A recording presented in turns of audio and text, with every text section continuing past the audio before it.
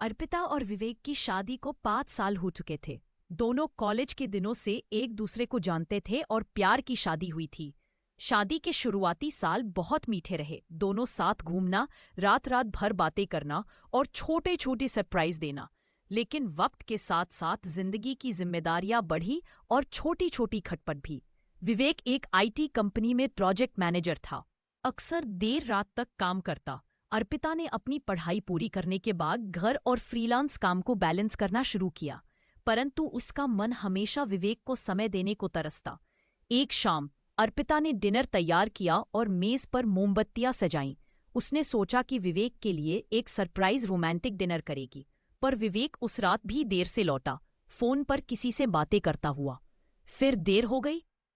अर्पिता ने हल्की मुस्कान छुपाते हुए पूछा। विवेक ने बस सिर हिलाया और फोन पर हंसते हंसते अपने कमरे में चला गया। अर्पिता ने देखा, उसके चेहरे पर एक अजीब सी चमक थी, जैसे किसी से बहुत क्लोज बात कर रहा हो। रात भर अर्पिता करवटें बदलती रही। उसके मन में शक ने जगह बना ली। क्या विवेक की जिंदगी में कोई और है? अगले दिन अर्पिता ने विवेक का बैग साफ करते हुए एक छोटा सा गिफ्ट बॉक्स देखा। उसमें एक खूबसूरत ब्रेसलेट रखा था। उसका दिल धड़क उठा। ये किसके लिए है? अगर मेरे लिए होता तो अब तक तो दे चुका होता। उसने सोचा कि शायद ये उसी लड़की के लिए है जिससे वो कल रात फोन पर बात कर रहा था। वो चुप रही, लेकिन भीतर ही भीतर तड़प उठी। दूरी बढ़ने लगी। अगले कुछ हफ्तों तक अर्पिता का बर्ताव बदल गया। वो कम बातें करने लगी, कई बार गुस्से में छोटी छोटी बातों पर चिल्ला देती। विवेक समझ नहीं पा रहा था कि अचानक ऐसा क्या हो गया।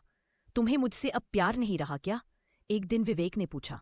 अर्पिता ने चुपते हुए शब्दों में जवाब दिया, शायद तुम्हें ही नहीं रहा। विवेक ने कुछ कहने की कोशिश की, लेकिन अर्पिता ने सुनने से मना कर दिया। एक दिन अर्पिता अपनी सहेली नेहा से मिली और सारी बात बता दी। नेहा ने समझाया, शक करना आसान है पर भरोसा करना जरूरी। क्यों ना सीधे विवेक से पूछ लूं? पर अर्पिता का अहंकार और डर उसे रोक देता। इधर विवेक को भी महसूस होने लगा कि अर्पिता उससे दूर जा रही है।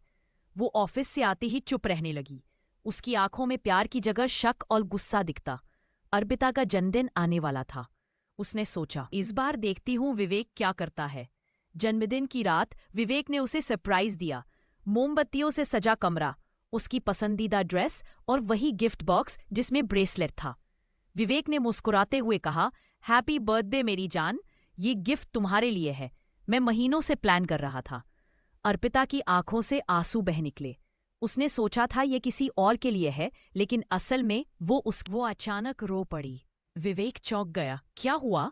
अर्पिता ने सब बता दिया, उसके शक, उसकी बेचैन रातें, उसकी तकलीफें। विवेक ने गहरी सांस लेते हुए कहा, तो तुमने मुझ पर भरोसा ही नहीं किया।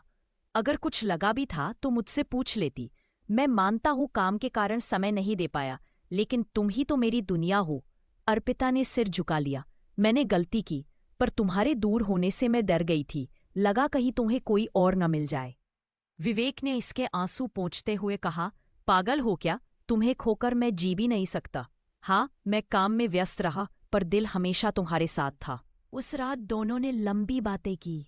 सालों का प्यार, शिकायतें और अधूरी बातें सब बह निकली। अर्पिता को एहसास हुआ कि रिश्ता सिर्फ प्यार से नहीं बल्कि भरोसे से भी चलता है। अगले दिन से विवेक ने ठान लिया कि चाहे कितना भी काम हो, वो अर्पिता को समय देगा। वही अर्पिता ने भी ठान लिया कि अब कभी बिना पूछे दिल में शक नहीं रखेगी। धीरे धीरे उनका रिश्ता पहले से भी मजबूत हो गया। दोनों बालकनी में बैठे चाय पी रहे थे। अर्पिता ने मुस्कुराते हुए कहा, अगर उस दिन तुम मुझे ब्रेसलेट ना देते तो शायद मैं आज भी गलतफहमी में जी रही होती। विवेक ने हंसते हुए उसका हाथ थाम लिया। तो अब वादा करो, आगे से कभी मुझसे दूर नहीं जाओगी। अर्पिता ने सिर उसके कंधे पर रख दिया। वादा। सूरज ढल रहा था और उनकी जिंदगी में एक नया सवेरा हो रहा था। कहानी अच्छी लगी हो तो वीडियो को लाइक और चैनल को सब्सक्राइब कर दे।